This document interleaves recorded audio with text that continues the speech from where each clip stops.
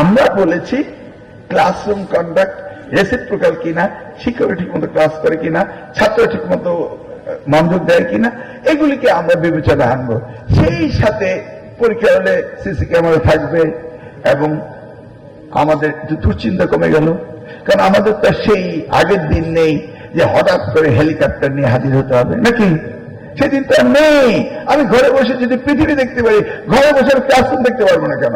আমার এখন মনে প্রশ্ন হয়েছে, খাগড়াছড়ি প্রত্যন্ত অঞ্চলের একটা ক্লাসরুম আমি দেখতে চাই, আমাকে সেখানে যেতে হবে কেন? আমার তো এখন অ্যাডভান্টেজ রয়েছে, নাকি? সোশ্যাল মিডিয়া, তো সিসি ক্যামেরা, আমিও অ্যাডভান্টেজ নেব। আর অপরদিকে তারাও আর এই ব্যাপারে কেউ কোন রকম কারচুপি করতে পারবে না। যে পরীক্ষার সময় বিদ্যুৎ ছিল না, সেই জন্য আমাদের ক্যামেরাগুলি অন ছিল না, যারা এটা বলবেন মনে মনে ভাববো ডাল মে কুছ কালা হ্যায়।